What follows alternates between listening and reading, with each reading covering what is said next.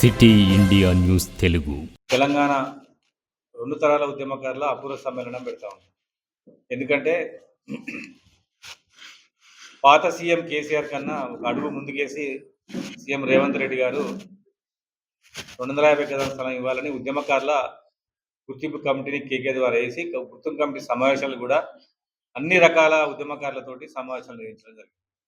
సమావేశంలో ప్రధానంగా వచ్చిన డిమాండ్ ఏంటంటే దీనికి టైం బాండ్ పెట్టాలి. కమిటీ టైం బాండ్ పెట్టి వెంటనే ఉద్యమకారులను గుర్తించే ప్రక్రియను వేగవంతం చేసి దాన్ని బయట పెట్టాలని ఉద్యమకారుల డిమాండ్. అయితే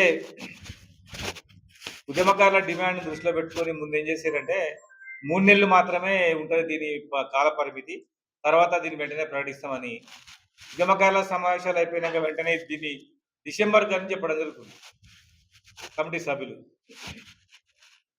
మీ మాట మీద మీకే నమ్మకం లేదు, మీ మాట మీద మీకే గౌరవం లేదు, అట్లాంటి పనులు చేద్దానికి కమిటీ వారికి విజ్ఞప్తి చేస్తా ఉన్నాం.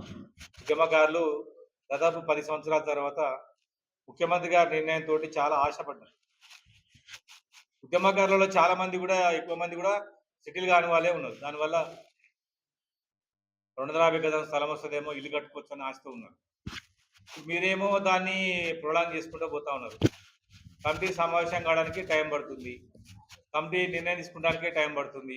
6 నెలలు వరకు, డిసెంబర్ వరకు అంటే దాదాపు 5 నెలల సమయం తీసుకుంటే ఉద్యమకారులు నష్టపోతారు. కాబట్టి వెంటనే కమిటీ నిర్ణయాలని బయట పెట్టాలని, టైంని బాండ్ లోపలనే ఉద్యమకారులకు సంబంధించినటువంటి మీ నిర్ణయం అంటే ఎట్లా గుర్తిస్తారు, ఎవరిని గుర్తిస్తారు అన్న విషయం మీద వెంటనే చెప్పాలని మేము కమిటీకి విజ్ఞప్తి చేస్తా ఉన్నాం.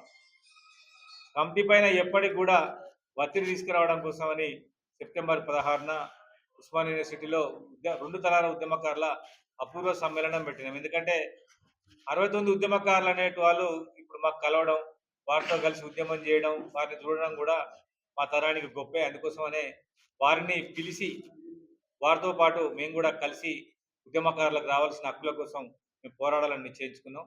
దానిలో భాగంగానే ఈ సమ్మేళనం ఓయిలో సాయంత్రం పూట 5 గంటలకు జరుగుతుంది. అదేవిధంగా దీనికి సంబంధించి గతంలో మేము పెట్టిన మీటింగ్కి జుప్పల్లి కృష్ణారావు గారు, కమిటీ సభ్యులు ఇద్దరు రావడం జరిగింది.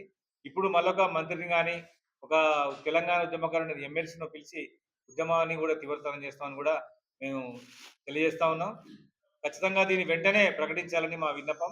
మేము ఎప్పుడు కూడా మేము కాంగ్రెస్ పార్టీలో ఉన్నాం, మేము ఉద్యమకారులుగా ఉన్నాం, అయినప్పటికీ కూడా మాకు రావాల్సిన హక్కుల కోసం మేమందరం కూడా గట్టిగానే ప్రయత్నం చేస్తామని కూడా ఈ సందర్భంగా తెలియజేస్తున్నా. సెప్టెంబర్ 16న జరిగే ఈ అపూర్వ సమ్మేళనానికి ఉమ్మడి మహబూబ్నగర్ జిల్లాలో ఉన్నటువంటి ఉద్యమకారులు కూడా పెద్ద ఎత్తున హాజరు కావాలని సందర్భంగా ఉద్యమకారులందరూ కూడా విజ్ఞప్తి చేస్తా ఉన్నారు.